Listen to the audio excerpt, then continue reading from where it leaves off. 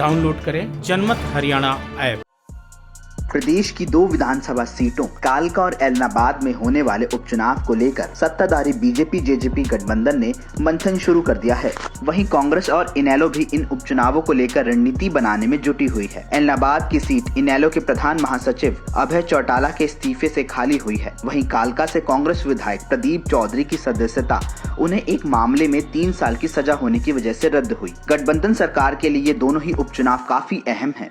इससे पहले बड़ौदा हलके में हुए उपचुनाव में गठबंधन चुनाव हार चुका है। सिरसा जिले में आने वाली एलनाबाद सीट पर चौटाला परिवार की मजबूत पकड़ मानी जाती है। 1996 से इस सीट पर इनेलो का ही कब्जा रहा है। एलनाबाद विधानसभा सीट पर बीजेपी जेजेपी गठबंधन, कांग्रेस और इनेलो के बीच त्रिकोणीय मुकाबला माना जा रहा है। इनेलो की तरफ से अभय चौटाला या फिर उनके बेटे अर्जुन चौटाला ताल ठोक सकते हैं। वहीं कांग्रेस की तरफ से भरत बेनीवाल एलनाबाद से उम्मीदवार हो सकते हैं। भरत बेनीवाल के साथ साथ बीजेपी की तरफ से एलनाबाद सीट से पिछले 2 विधानसभा चुनाव लड़ चुके पवन बेनीवाल भी कांग्रेस की तरफ से चुनाव लड़ सकते हैं। पवन बेनीवाल लंबे वक्त से पूर्व सीएम भूपेंद्र सिंह हुड्डा के संपर्क में हैं। फिलहाल पवन बेनीवाल बीजेपी में हैं।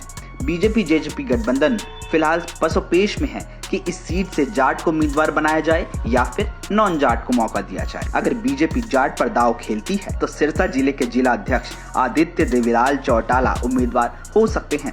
अगर बीजेपी नॉन जाट को मौका देती है तो सिरसा विधानसभा सीट से हलोपा विधायक गोपाल कांडा के भाई गोविंद कांडा को मौका दे सकती है। गोविंद कांडा फिलहाल हलोपा में ही हैं और अगर बीजेपी उन्हें उम्मीदवार बनाने के लिए तैयार हो जाती है तो गोविंद कांडा को घोषणा से पहले आधिकारिक रूप से बीजेपी में शामिल करा सकती है। गोविंद कांडा एलनाबाद के साथ लगती रानिया विधानसभा सीट से 2014 और 2019 का हलोपा से विधानसभा चुनाव लड़ चुके हैं। एलनाबाद उपचुनाव का रिजल्ट अभय चौटाला, भूपेंद्र सिंह हुड्डा और दुष्यंत चौटाला तीनों के लिए अहम है। दुष्यंत और हुड्डा कभी नहीं चाहेंगे कि इस सीट से अभय चुनाव जीते।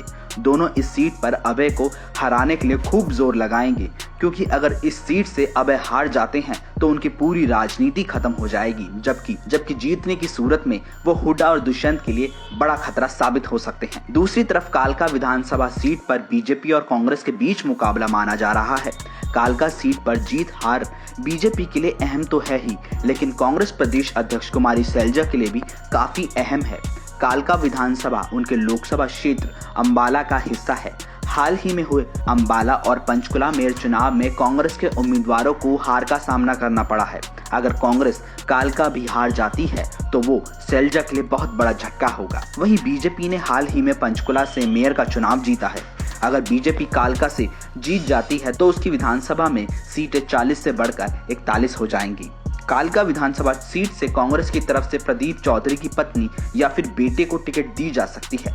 अगर ऐसा होता है तो पूर्व सीएम दिवंगत भजन लाल के बेटे चंद्रमोहन बीजेपी का दामन थाम सकते हैं और पार्टी की तरफ से कालका से उम्मीदवार भी हो सकते हैं। वैसे भी चंद्रमोहन बिश्नोई लगातार कालका से 4 बार विधायक रहे हैं। पिछले विधानसभा चुनाव से पहले भी उनकी बीजेपी में शामिल होने की चर्चा जोरों पर चल रही थी, लेकिन ऐसा नहीं हुआ। अगर कांग्रेस से उन्हें टिकट नहीं मिलता और बीजेपी उन्हें टिकट का आश्वासन दे देती है तो वो बीजेपी का हिस्सा हो जाएंगे। बीजेपी से कालका से ही विधायक रही लतिका शर्मा भी टिकट की दावेदार हैं। बीजेपी उन पर भी तीसरी बार दांव लगा सकती है। अब देखना दिलचस्प होगा कि अभय कैसे अपने गढ़ एलनाबाद को बचाते हैं और क्या गोविंद कांडा, चंद्रमोहन बिश्नोई बीजेपी में शामिल होते हैं या नहीं। ब्यूरो रिपोर्ट जनमत हरियाणा। राजनीति के आगे, राजनीति के पीछे, हर हलचल को जानने के लिए हमारे YouTube चैनल जनमत हरियाणा को लाइक करें, सब्सक्राइब करें और अपडेट रहने के लिए बेल आइकन दबाना ना भूलें। देखते रहें जनमत हरियाणा, सच के अलावा कुछ भी नहीं।